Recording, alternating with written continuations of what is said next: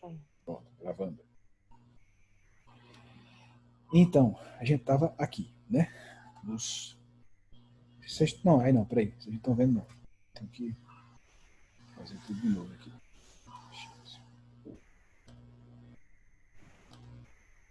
Agora sim estão vendo, né? Sim. Então, eu falo daqui dos riscos, né? E Uhum. aquilo que eu falei no comecinho, né? Do que a gestão deve fazer, né, com riscos. A gente tem aqui a hierarquia de uma pirâmide ao contrário, inclusive. Né? O que é mais importante? Né? Eu eliminar o risco. Né? A gente consegue eliminar os riscos quando a gente tem a oportunidade de atuar ainda na fase do projeto daquela empresa. Né? Então, quando é uma empresa realmente, né, uma Vitor, iniciativa... Oi, olha se tu adicionou todo mundo. Se tem mais gente esperando. olha, os que estão aparecendo aqui, eu tô... Deixa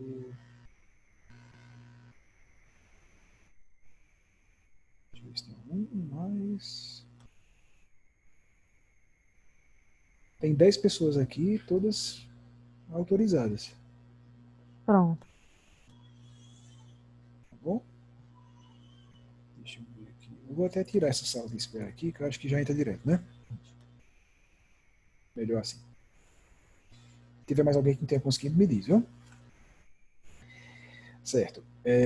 Então a gente deve eliminar os agentes, né? Isso aí a gente consegue fazer quando a gente consegue atuar na fase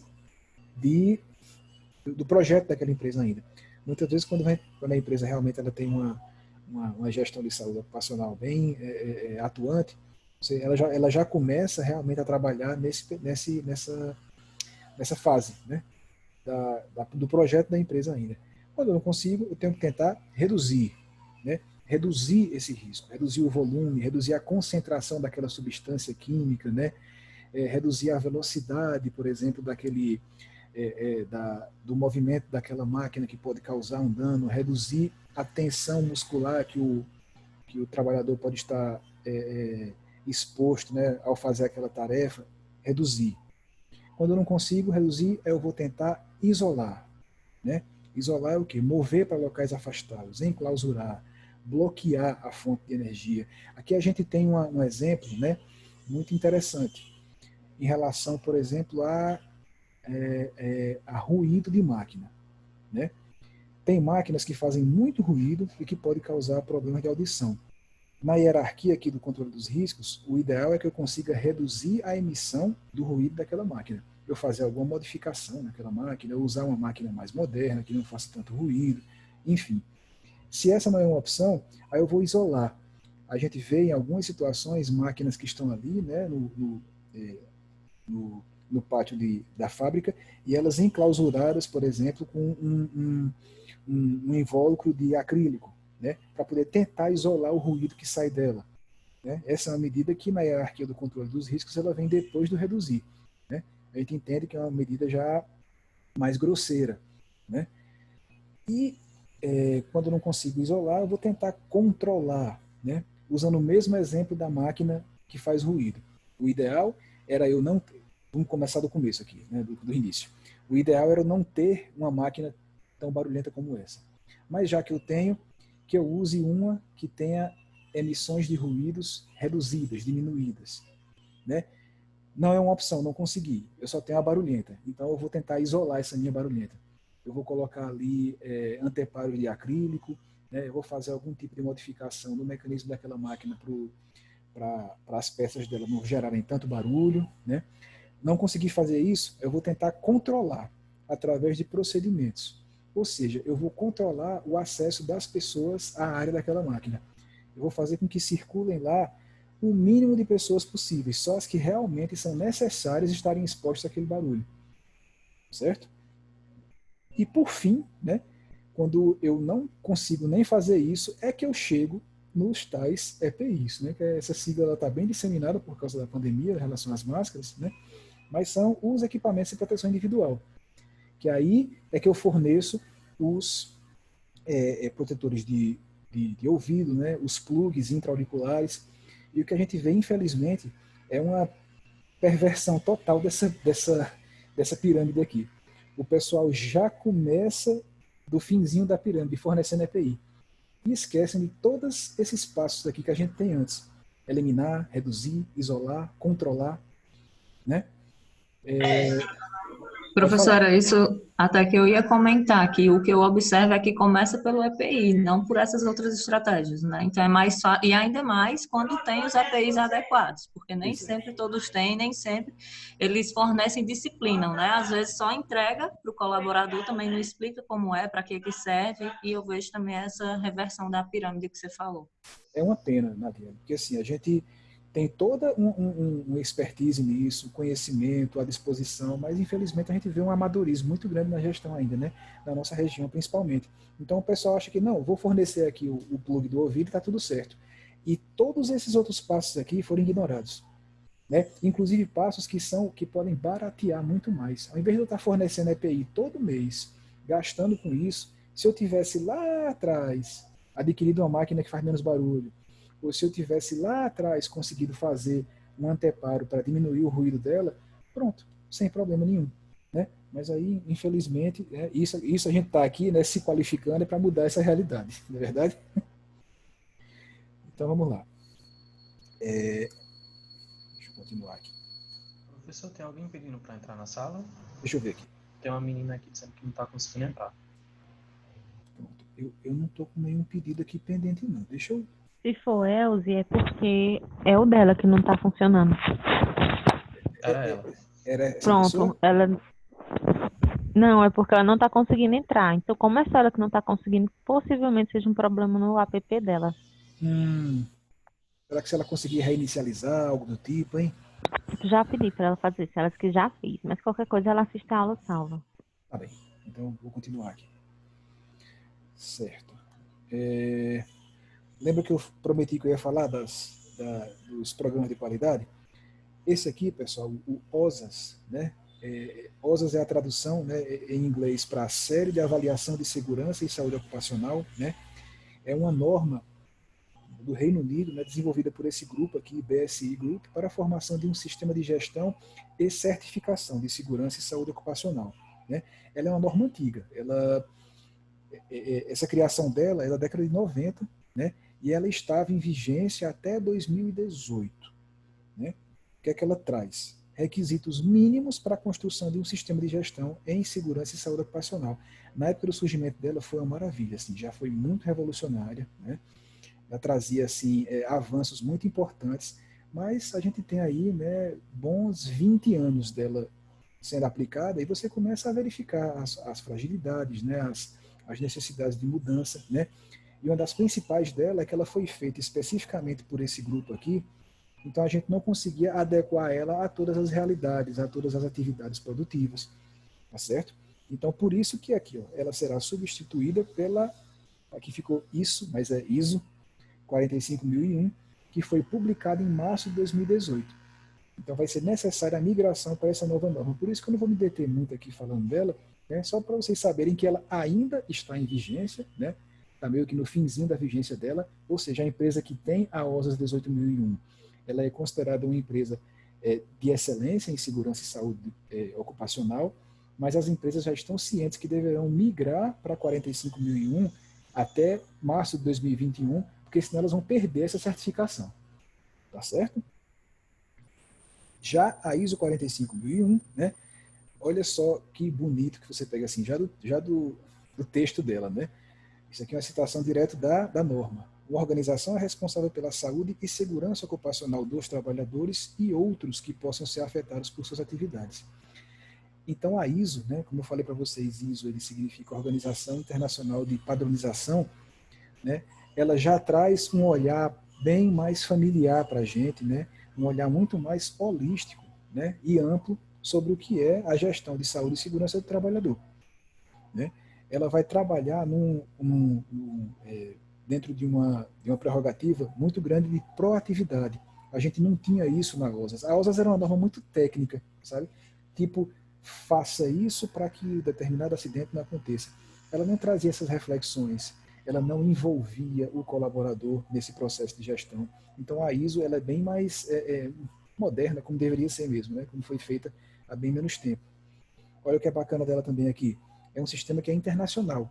Qualquer empresa, qualquer porte, em qualquer lugar, pode assumir a ISO 45001 como seu modelo de gestão de saúde e segurança ocupacional, né? E ter a excelência que ela coloca. Ela traz esse conceito de proatividade e traz a estrutura que facilita a integração com outras normas ISO. É como se ela tivesse uma base, a base das ISO fossem a mesma, né? Então, a 9001, gestão de qualidade, a 14001, gestão ambiental. Quem já tem essas normas da empresa vai ver que vai ser muito fácil de implantar a 45001, porque tem uma base todinha já que se aproveita, né? E também, que eu não coloquei aqui, os processos de auditoria interna da ISO 45001, que é quando você vai verificar se está tudo em conformidade, eles são muito mais rápidos, práticos e baratos, né? Tem a prerrogativa muito forte da proatividade, e ela usa aqui o modelo simples de Plan, Do, Check, Act, né? Planejar, fazer, checar e agir, né? Quem já trabalha com gestão e administração, isso aqui já é bem familiar, né? Alguém quer falar alguma PDCA. coisa? PDCA, exatamente, né? Então, ela vai integrar, né, na execução dela, esse PDCA que torna ela ainda mais assim, intuitiva e fácil de ser aplicada e colocada, né? Eu trouxe aqui um pouquinho do que é o PDCA para o pessoal que talvez não tenha tanta familiaridade, né? Rapidamente, aqui sempre no contexto da saúde ocupacional. O P do planejar, né? Estabelecer os objetivos e processos que são necessários para você trazer aquele resultado de acordo com a política de segurança e saúde ocupacional da empresa. O P vai ser isso. A gente vai estabelecer esses objetivos e processos que são necessários. O Do, que é fazer, a gente vai implementar esse processo que a gente planejou. Checar vai ser o quê? Eu vou monitorar e medir os processos, né, que vão de encontro, né, às questões, às políticas de saúde e segurança, os objetivos, os aspectos legais e outros pressupostos, e eu vou fazer aqui o relatório. Quando eu checo, eu vejo, né, o plano está em ação, né, do Do, né, e eu vou checar a partir de indicadores, né, se eu estou conseguindo fazer o que eu planejei, né? Aí, a partir desse relatório que a fase check ela traz, eu vou tomar ações, né? Ou eu continuo naquele sentido que eu estou, está dando tudo certo, ou eu vou ir de volta à planilha de planejamento. Não, tem algumas coisas que não estão dando certo. Os indicadores não estão batendo de acordo com o que a gente planejou.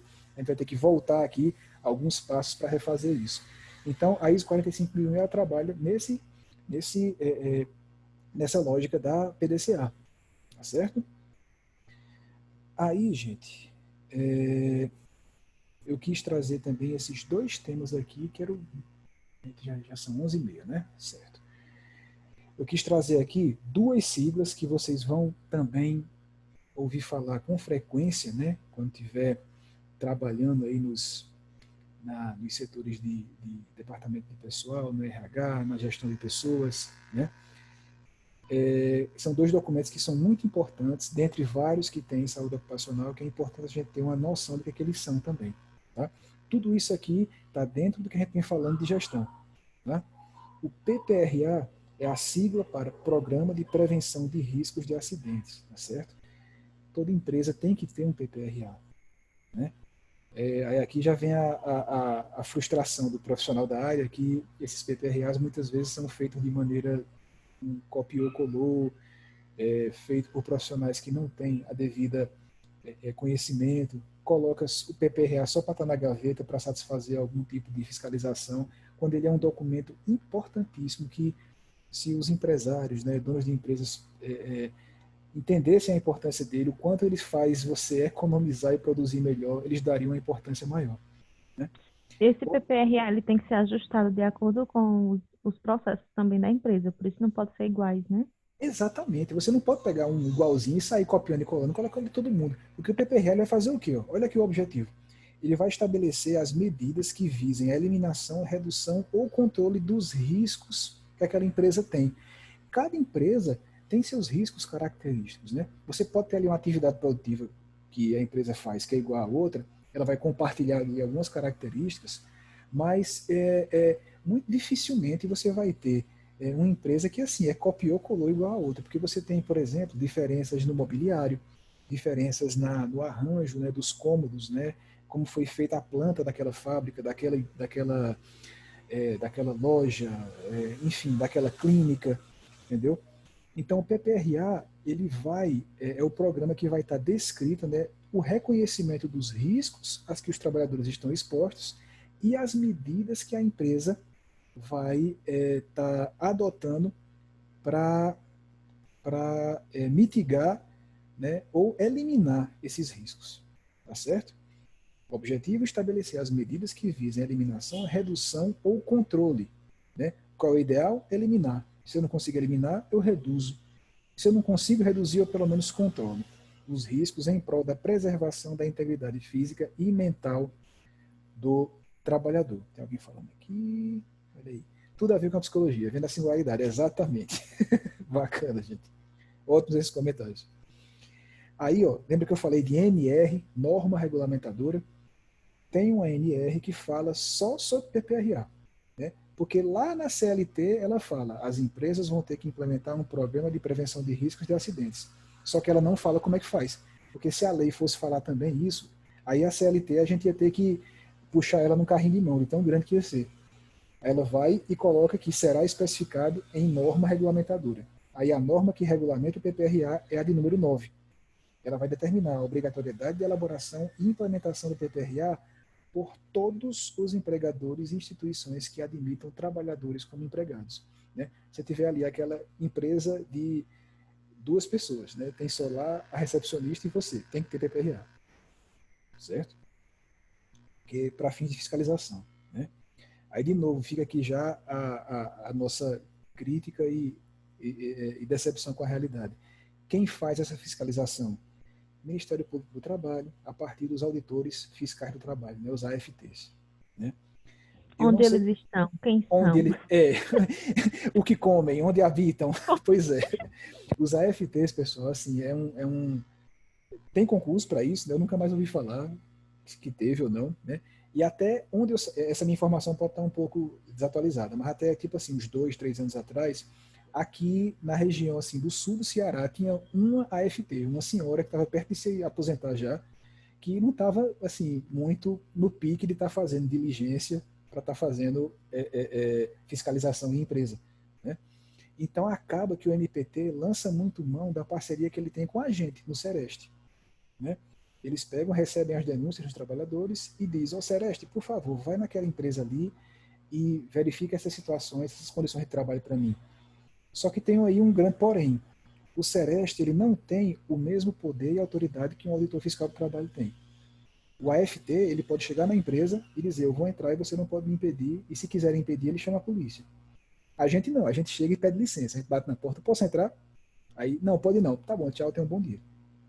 Que o Sereste ele trabalha no âmbito de vigilância à saúde do trabalhador, ele trabalha no âmbito de educação em saúde do trabalhador, a gente não trabalha nesse âmbito de fiscalização. O que é feito aqui é uma parceria que a gente faz meio que, vou usar a palavra aqui, uma gambiarra, né, mas uma gambiarra muito boa, né, que a gente consegue se ajudar, mas é complicado, né? Qual a estrutura mínima do PPRA?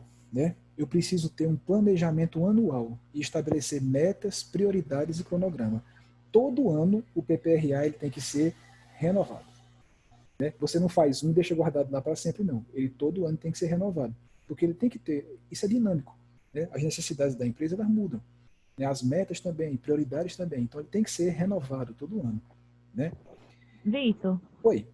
mas assim, na tua visão, tu não acha também que é muita burocracia, não? Principalmente para uma empresa pequena que não tenha tantos riscos assim eminentes?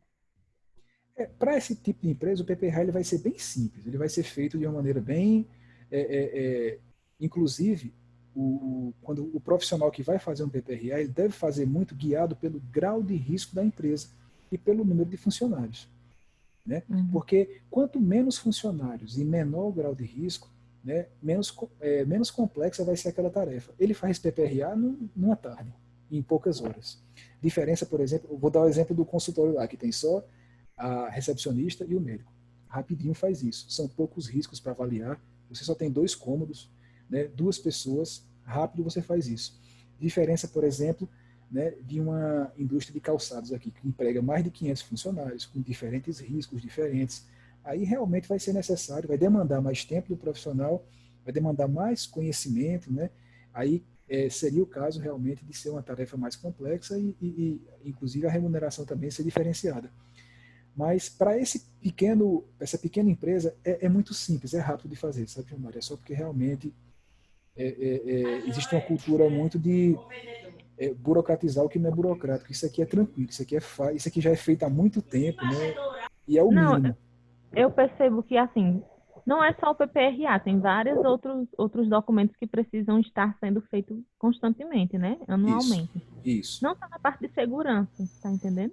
Entendi. Mas ao todo. Então, seria mais uma. Eu sei que é importante, É, mas anualmente será que tem essa necessidade realmente de ser feita anualmente?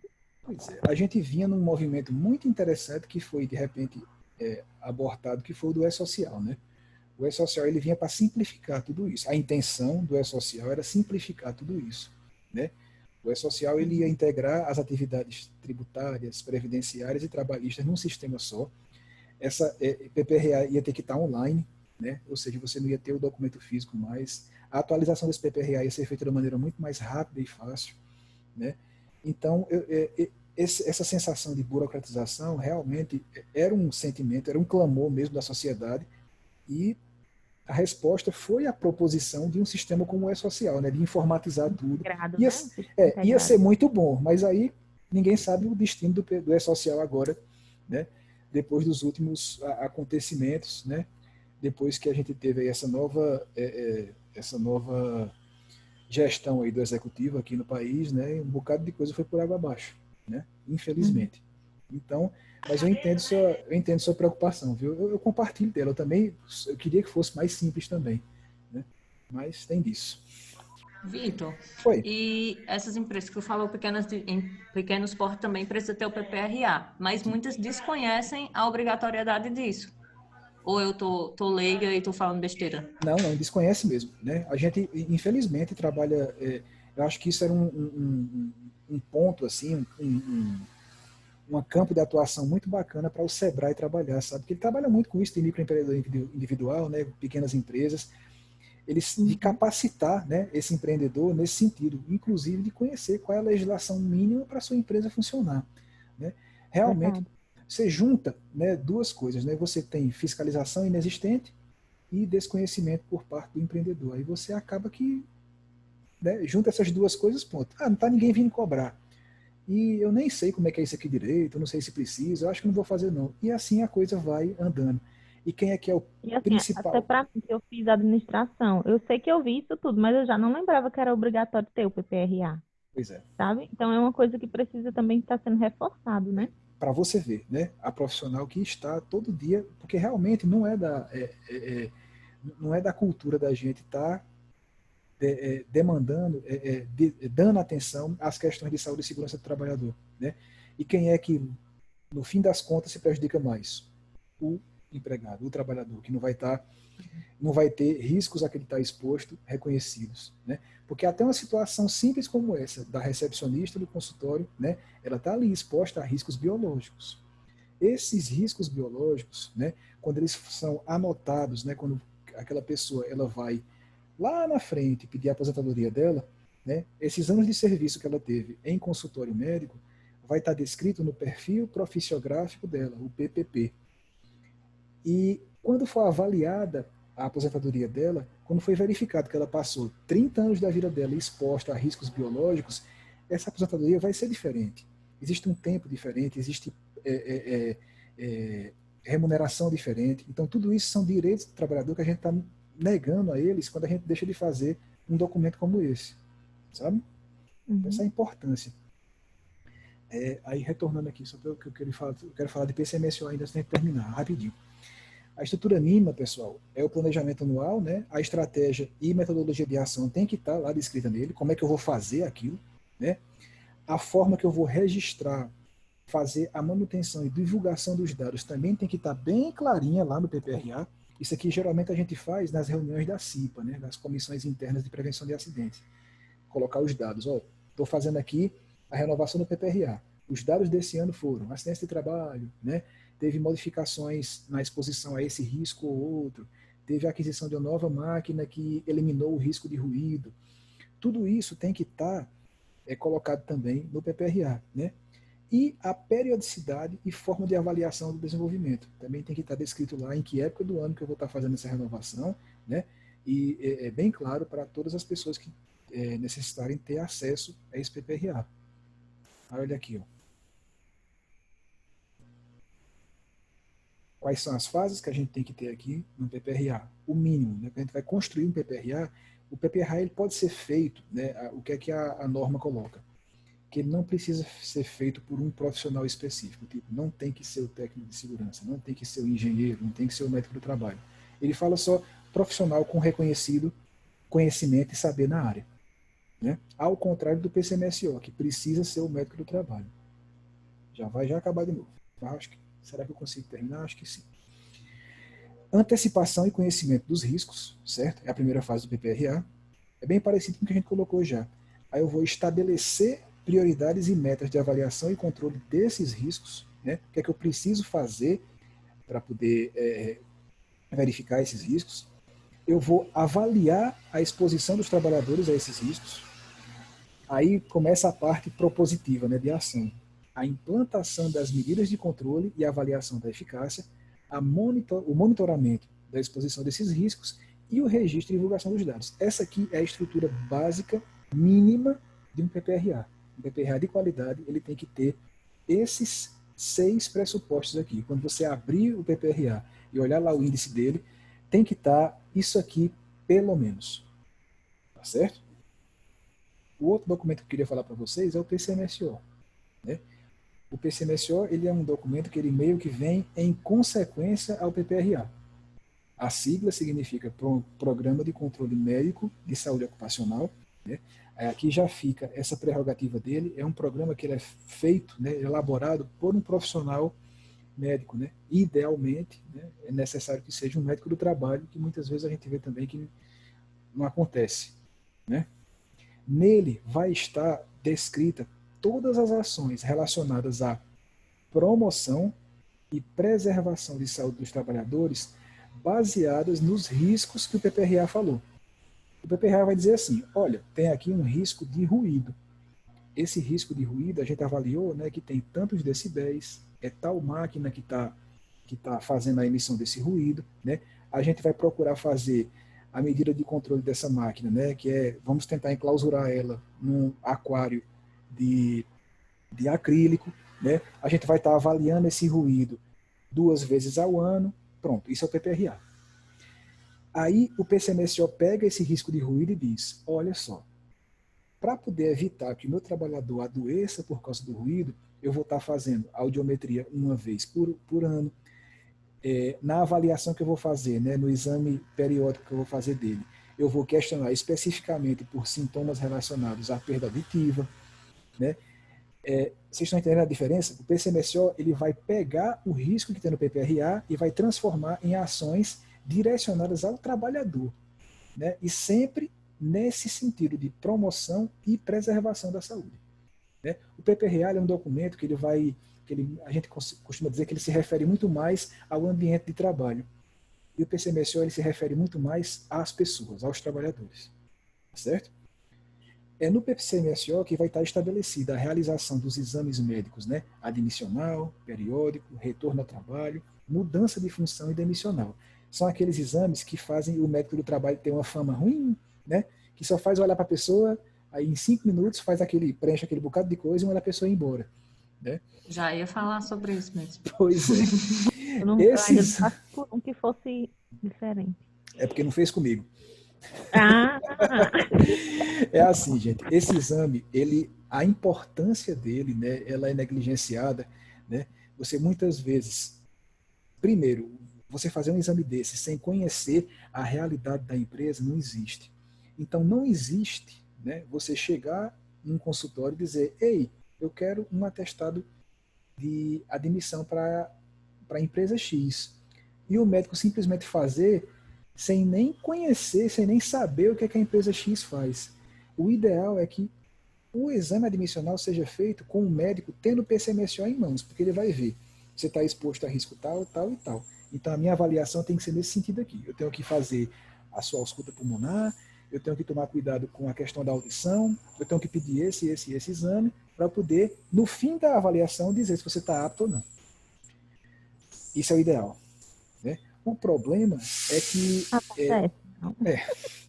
o problema é que existe uma banalização desses exames, né?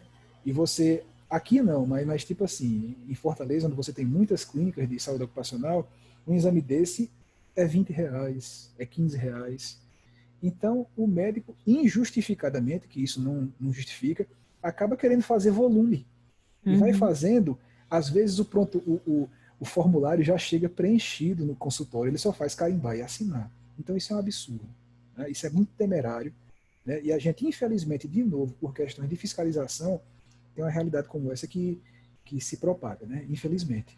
O colaborador leva mais tempo para chegar no consultório do que dentro do consultório? Exatamente. Exatamente. Cada um tem sua história, né? Com o médico do trabalho assim. Né? Eu também tenho as minhas. Né? Mas você tem que fazer essa avaliação, esse exame, guiado pelo que tem no PCMSO. E o PCMSO é feito guiado pelo que tem no PPRA.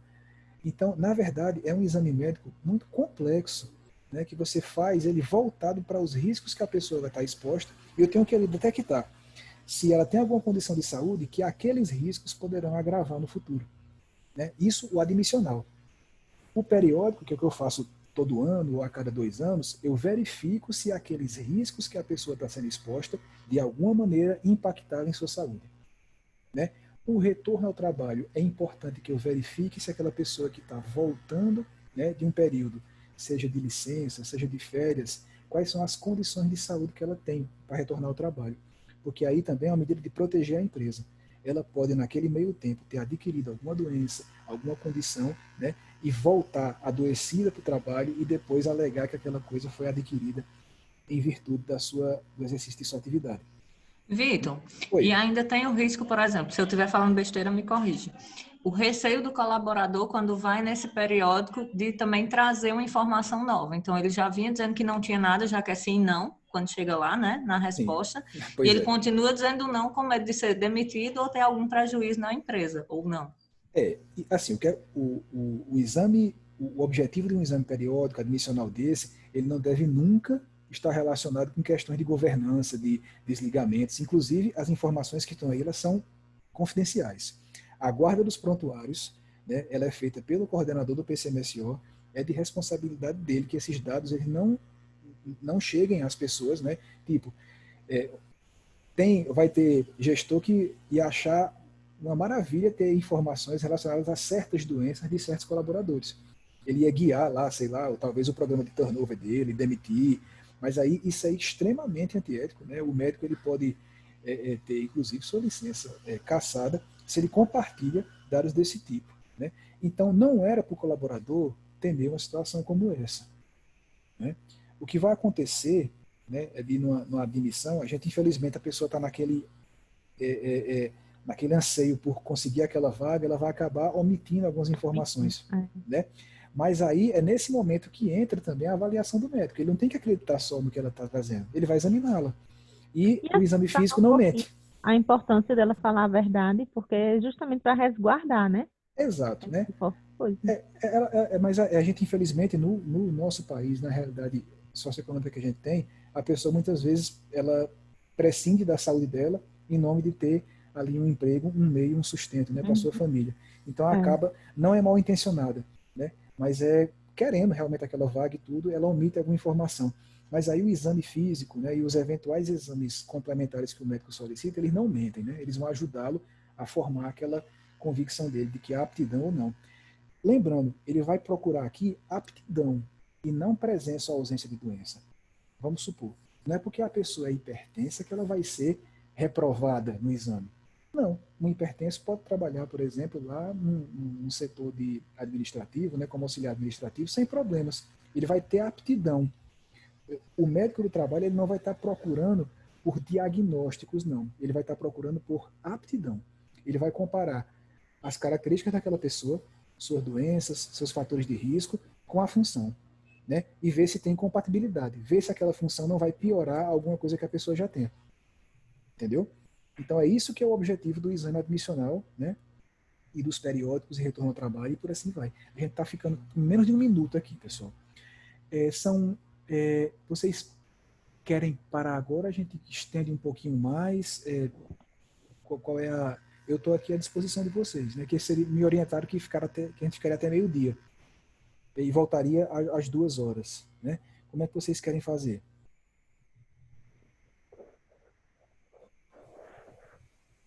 E Se aí? puder voltar antes de 1 hora, que às vezes faz assim também, às vezes só 1 hora de almoço e tudo mais. Só 1 hora e voltar antes, né? Pronto, eu Mas também... se todo mundo quiser, lógico. Sim, por mim tá tudo bem. Alguém se opõe a esse direcionamento? Não, quem podia estar faltando aqui 5 minutinhos, vai parar, vai acabar agora já a reunião. E eu já combino da gente voltar então às 13 horas. Tá bom?